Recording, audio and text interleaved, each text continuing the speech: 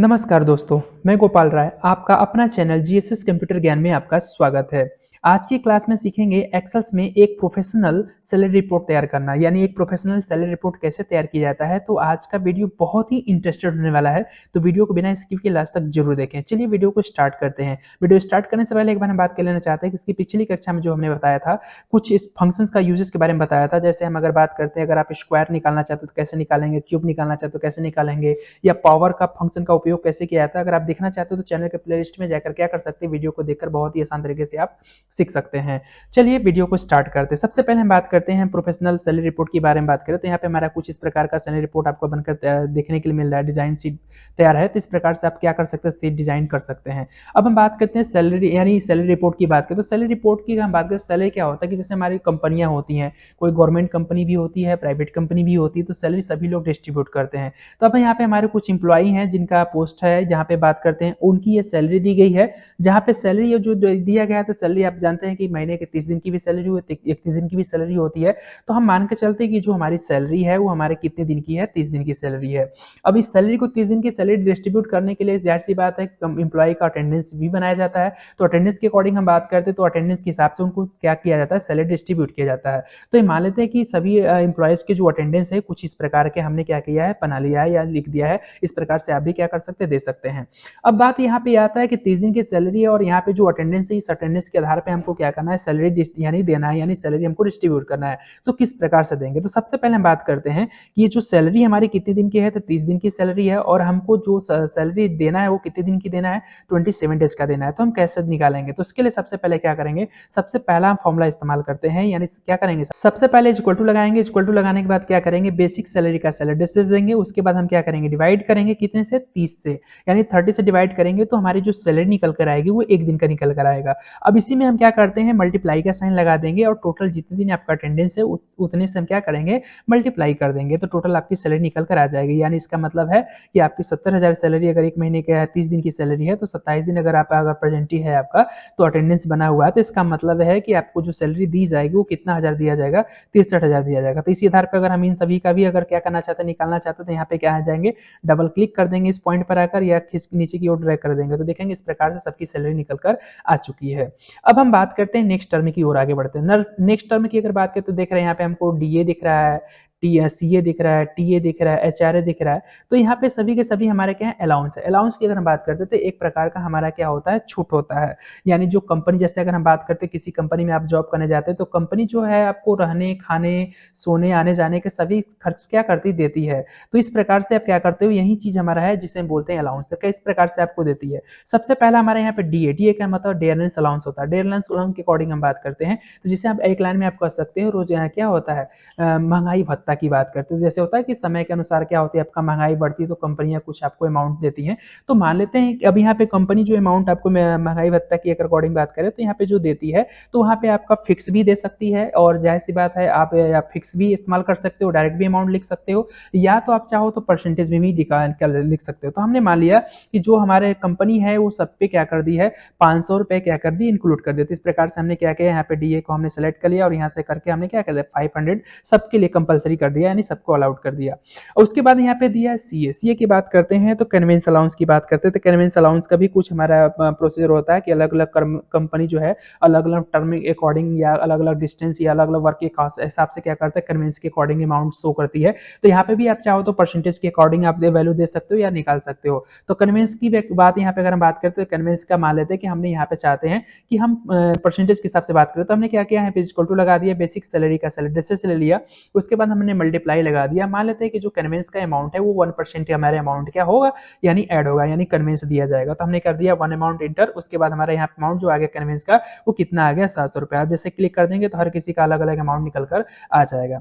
अब बात आता है नेक्स्ट टीए का। टीए की अगर हम बात करते हैं तो टीए का मतलब होता है ट्रेवलिंग अलाउंस। ट्रेवलिंग अलाउंस का मतलब होता है जैसे कभी किसी कंपनी में आप जॉब करते हो तो किसी भी इंप्लॉय को एक कंपनी से दूसरे कंपनी में भेजा जाता है या दूसरे लोकेशन पे वर्क करने के लिए भेजा जाता है, तो उनको आने जाने के खर्च क्या होते हैं दिए जाते हैं। तो आने जाने के खर्च का मतलब ट्रेवल करने के सारे खर्च कंपनी देती है।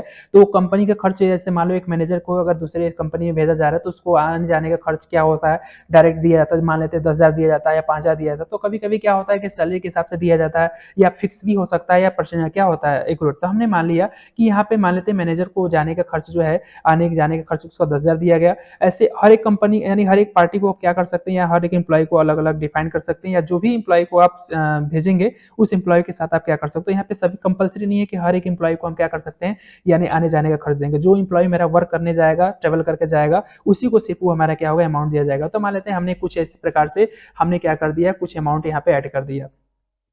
अब हम बात करते हैं, नेक्स्ट की बात करते हैं। अब एचआरए का मतलब, एचआरए का मतलब होता है home rent allowance. Home rent allowance की बात करते हैं तो जैसे कंपनी आपको रहने के लिए घर देती है तो उसके भी कुछ परसेंटेज आपसे लेती है। तो अगर हम इस परसेंटेज की अगर रिकॉर्डिंग बात करते हैं तो एचआरए का मतलब होता है कि जो होम रेंट का जो अलाउंस काटा जाता है, यहाँ पे जो कटौती होती है वो आपके सैलरी से डायरेक्ट काट ली जाती है। कितनी, यानी सैलरी के हिसाब से जो छूट दी जाती है वो 18% की दी जाती है। तो हम क्या करेंगे, यहाँ पे इक्वल टू लगाएंगे और यहाँ पे बेसिक सैलरी का सैलरी से ले लेंगे और मल्टीप्लीकेशन का साइन लगाएंगे और यहाँ से हम क्या करेंगे 18% हम क्या करें डायरेक्ट लिख देंगे। तो हमारे सैलरी के हिसाब से 18% की कटौती यहाँ पे निकल, यानी 18% के हिसाब से क्या होगा, अमाउंट निकल कर आ जाएगा। और उसके बाद डबल क्लिक, जैसे यहाँ पे डबल क्लिक कर देंगे तो यहाँ पे जितनी भी अमाउंट्स होगा सबका अपने हिसाब क्या होगा, सबका निकल कर आ जाएगा। तो इस प्रकार से आप क्या कर सकते हैं, एचआरए निकाल सकते हैं। अब हम बात करते हैं यहाँ पे ओवर टाइम का। अब क्या होता है कि किसी कंपनी को, अगर कंपनी में जितने भी एम्प्लॉय होते हैं, कभी कभी काम फंस जाता है या काम ज्यादा हो जाता है तो कभी कभी एम्प्लॉय को 2 घंटे 4 घंटे एक्स्ट्रा काम करने के लिए बोल दिया जाता है कि 2 घंटे काम करके जाओ। या कुछ एम्प्लॉय वैसे होते हैं जो 2-4 घंटे एक्स्ट्रा काम करते हैं तो उनका ओवर टाइम होता है। तो मान लेते हैं कैसे हमने डिफाइन कर दिया, तो ऐसे हमने क्या कर दिया, कुछ हमने क्या किया है, ओवर टाइम यहाँ पे डिफाइन कर दिया है कि अलग अलग ओवर टाइम कैसे, यहाँ पे कुछ हमने इस प्रकार से लिख दिया है। तो ऐसे आप भी क्या कर सकते हो, जो भी ओवर टाइम होगा एम्प्लॉय का आप क्या कर सकते हो, ऐसे कुछ पॉइंट लिख सकते हो। तो हमने यहाँ पे क्या किया, कुछ आवर्स लिख दिया है। तो इस प्रकार से आप क्या कर सकते हो, कुछ आप भी डिफाइन कर सकते हो। तो हमने यहाँ पे कुछ इस प्रकार से डिफाइन कर दिया। तो ये हो गए हमारे ओवर टाइम। अब बात यहाँ पे होता है कि ओवर टाइम की जो सैलरी होती है, अब ओवर टाइम का यहाँ पे हमको क्या करना है, निकालना है सैलरी की। ओवर टाइम की सैलरी कैसे निकलेगी, तो ओवर टाइम के निकालने के लिए क्या किया जाता है कि सबसे पहले हमको ओवर टाइम का मतलब होता है कि कोई 4 घंटे, यहाँ पे अगर हम बात करते हैं तो जो ओवर टाइम निकला हुआ है यह हमारा आवर्स में है। तो अब आवर्स के हिसाब से आपको सैलरी दी जाती है। तो सैलरी कैसे निकालेंगे ओवर टाइम का, तो यानी ओवर टाइम सैलरी कैसे निकले, तो सबसे पहले हम क्या करेंगे, बेसिक सैलरी का सैलरी से चलेंगे। बेसिक सैलरी का सैलरी से लेने के बाद हम क्या करेंगे, यहाँ पे हम क्या करेंगे 30 से देंगे भाग, 30 से भाग देंगे तो हमारा एक दिन की सैलरी निकल कर आएगी। अब एक दिन की सैलरी को हमको क्या करना है कि आप एक दिन में कितने घंटे का वर्क करते हो, 8 घंटे। तो 8 घंटे के वर्क के अकॉर्डिंग बात करें तो फिर उससे हम क्या करेंगे, उस एक दिन की सैलरी को फिर 8 से क्या करेंगे भाग दे देंगे।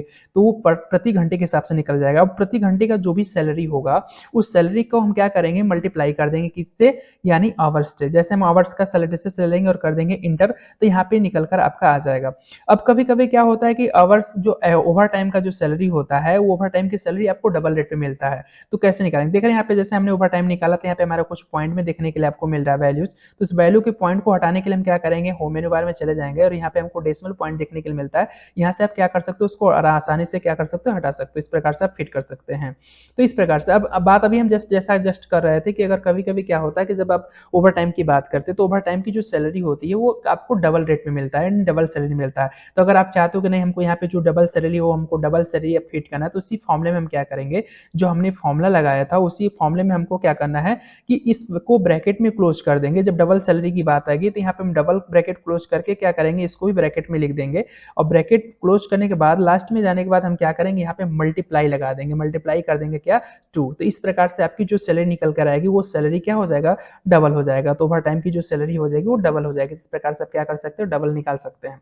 अब बात यहाँ पे आता है ग्रॉस सैलरी। ग्रॉस सैलरी का मतलब होता है कि जो टोटल सैलरी आपको दी जाती है। तो हम इसके लिए क्या करेंगे, यहाँ पे बेसिक सैलरी यानी जो हमने सैलरी निकाला है, यानी बेसिक सैलरी नहीं सैलरी, सैलरी का अमाउंट ले लेंगे, प्लस साइन कर देंगे, इसको जोड़ देंगे। आपका डीए जो मिल रहा है इसको डिडक्ट कर यानी जोड़ लेंगे, एडिशन कर लेंगे, इसको प्लस कर लेंगे। और आपको क्या मिलता है, टीए मिलता है, इसको भी हम क्या करेंगे यहाँ पे प्लस कर लेंगे।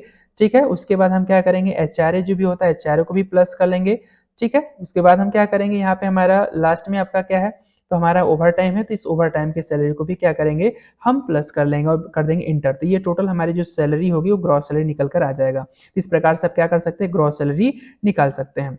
अब हम बात करते हैं नेक्स्ट टर्म की ओर आगे बढ़ते हैं। नेक्स्ट टर्म की अगर बात करते हैं तो यहाँ पे आता है मेरा पीएफ। क्या आता है? पीएफ। पीएफ का मतलब होता है प्रोविडेंट फंड्स। अब प्रोविडेंट फंड की अगर हम बात करते हैं तो कंपनी की तरफ से आपका एक प्रकार का डिडक्शंस होता है, मीन्स कटौती होती है जो आपके सैलरी से काटी जाती है। तो इस प्रकार से पीएफ पीएफ का मतलब होता है प्रोविडेंट फंड्स। तो जो कंपनी जो आपका काटती है, और ऐसे गवर्नमेंट सेक्टर के अकॉर्डिंग हम बात करें तो 10% हमारा पीएफ कटता है, और अगर प्राइवेट सेक्टर की अगर अकॉर्डिंग हम बात करते हैं तो हमारा कहता है 12% कटता है। अब कंपनी जो होती है प्राइवेट सेक्टर्स में दो प्रकार की पे अप करती है। एक तो वो होती है कि जो एम्प्लॉय की सैलरी भी काटी जाती है 12%, और एक होता है कि जो कंपनी आपको अपनी तरफ से क्या करती है, 12% देती है। तो देखा जाए तो पीएफ का जो अमाउंट होता है वो डबल होता है, यानी जो 12-12 की अगर बात करें तो 12 दूना के 24%, यानी 24% आपको पीएफ प्रोवाइड करती है। बट हम यहाँ पे जो हम पीएफ निकालने वाले 12% के हिसाब से करने वाले हैं, तो 12% डिडक्शन होगा। तो 12% डिडक्शन के लिए हम क्या करेंगे, सबसे पहले करेंगे इक्वल टू, यानी ले लेंगे बेसिक सैलरी का सैलरी ड्रेसेस। उसके बाद हम क्या करेंगे, यहाँ पे लगा देंगे मल्टीप्लीकेशन साइन, उसके बाद लिख देंगे यहाँ पे 12%, और उसके बाद कर देंगे इंटर। ये हमारी जो सैलरी निकल कर आ जाए, यानी पीएफ निकल कर आ जाएगा। तो इस प्रकार से 12% पीएफ की बात कर सकते हैं। तो यहाँ से पीएफ निकल गया, डबल क्लिक कर देंगे, यहाँ पे सभी हमारे पीएफ इस प्रकार से निकल जाएंगे। अब उसके बाद हमारा है नेक्स्ट टर्म। नेक्स्ट टर्म की बात करते हैं तो यहाँ पे दिया ईएसआई। ईएसआई का मतलब होता है यानी एम्प्लॉय स्टेट इंश्योरेंस। अब इसकी अगर हम बात करते हैं तो हर एक एम्प्लॉय के हिसाब से होता है, मेडिकल पॉइंट के लिए कटता है। या हर एक जैसे आपको कोई एक्सीडेंट हो या कोई आपके साथ दुर्घटना घटे तो उसके हिसाब से आपका क्या होता है, एक प्रकार की कटौती की जाती है, जिसे हम बोलते हैं एम्प्लॉय स्टेट इंश्योरेंस। तो इस प्रकार से हम अगर काटने की बात करते हैं तो यहाँ पे जो हमारा एम्प्लॉय कटता है, ये हमारा क्या होता है 0.75% कटता है। तो इसके हिसाब से हम क्या करेंगे, तो यहाँ से हम क्या करेंगे, यहाँ पे एक क्वेश्चन ये और आ जाता है कि अब यहाँ पे टर्म एंड कंडीशन ये हो जाता है कि अगर यहाँ पे कंडीशन ये होता है कि सभी एम्प्लॉय का 0.75% नहीं कटेगा, हम उन्हीं एम्प्लॉय का काटना चाहते हैं जिनकी सैलरी, जैसे मान लेते हैं कि हमारे यहाँ पे सैलरी जो है, सबकी सैलरी है वो 40 प्लस से एबव है या 30 से एबव है। तो मैं चाहता हूँ कि जिसकी भी सैलरी यानी 40 के एबव हो, उसी का कटौती, यानी उसी एम्प्लॉय का डिडक्शन सिर्फ क्या हो, स्टेट इंश्योरेंस कटे। तो किस प्रकार से हम कटेंगे, तो उसके लिए हम यहाँ क्या करेंगे, यहाँ पे कंडीशंस लगा देंगे। सबसे पहले क्या करेंगे, यहाँ पे टाइप करेंगे इज इक्वल टू, उसके बाद हम लगाएंगे if functions. If function open करने के बाद हम क्या करेंगे, यहाँ पे देंगे सबसे पहले बेसिक सैलरी का सैलरी ड्रेसेस। इसको हम कंपेयर कर दिए, यानी ग्रेटर देन से लगा दिए कि जिसका अमाउंट क्या हो 40,000 से ज्यादा हो, उसी पे सिर्फ हमारा क्या हो, कटौती हो। तो इसके लिए हमने क्या कर दिया, यहाँ पे लगा दिया ब्रैकेट कर दिया ओपन। उसके बाद हम क्या करेंगे, जब अगर 40,000 से एबव उसकी सैलरी हो तो उसके सैलरी का हमको क्या चाहिए, यानी 0.75 परसेंटेज हमको क्या करने काटने, तो हमने 0.75 परसेंटेज यहाँ पे ले लिया है। उसके बाद हम क्या कर देंगे, ब्रैकेट को कर देंगे क्लोजेस, उसके बाद लगा देंगे कॉमा, उसके बाद लगा देंगे कि उसके बाद अगर हमारा कंडीशन फॉल्स होता है, अगर उससे कम होता है तो उसकी जो वैल्यू प्रिंट करे वो क्या प्रिंट करे, 0 प्रिंट करे। उसके बाद ब्रैकेट कर देंगे क्लोज और कर देंगे क्या, इंटर। तो इस प्रकार से देखेंगे हमारा ये साइन निकल कर आ गया है। तो इस प्रकार से देख रहे हैं कि यहाँ पे हमारा जो सैलरी है वो 70,000 है, यानी 40,000 से अबव है, इसलिए इसका ये साई कटी है। तो इस प्रकार से आप ड्रैग कर देंगे, जिसका 40,000 से ज्यादा जिसकी सैलरी होगा उसका कटेगा, जिसका 40,000 से नीचे होगा उसकी क्या होगा, ये सही नहीं कटेगा, यानी डिडक्ट नहीं होगा। अब बात यहाँ पे आता है नेट सैलरी का। नेट सैलरी के अकॉर्डिंग हमारा बात करते हैं तो नेट सैलरी कैसे निकाला जाएगा, यानी वो सैलरी जो आपको दिया था, सबसे पहले क्या करेंगे, यानी ग्रॉस सैलरी में से यानी माइनस करेंगे किसको, पीएफ को। क्या करेंगे, माइनस पीएफ। और उसके बाद हम क्या करेंगे, यहाँ पे हमारा क्या आएगा, ईएसआई। ये दोनों क्या होता है, आपके डिडक्ट होते हैं, मीन्स कटते हैं, और इसके बाद कर देंगे एंटर। तो ये जो आपको सैलरी दी जाती है, ये पूरा का पूरा आपको सैलरी क्या होता है, प्रोवाइड किया जाता है। तो इस प्रकार से आप क्या कर सकते हैं, प्रोफेशनल एक सैलरी रिपोर्ट तैयार कर सकते हैं। अब अगर इस डेटा को थोड़ा सा और सजा कर आप रखना चाहते हैं, थोड़ा और अट्रैक्टिव बनाना चाहते हैं, तो इस प्रकार से आप बना सकते हैं। जैसे अभी हम बात कर रहे थे, यहाँ पे जैसे हमने आवर्स टाइम लिखा हुआ है, तो यहाँ पे थोड़ा सा आप चाहते हैं कि 30 आवर्स लिख कर आए या हमारा 40 आवर्स लिख कर आए। इस प्रकार से कुछ अगर अट्रैक्टिव्स बनाना चाहते हैं, थोड़ा सा दिखने में बेस्ट लगे, तो उसके लिए क्या करेंगे, इस पूरे एरिया को कर लेंगे सिलेक्टेड।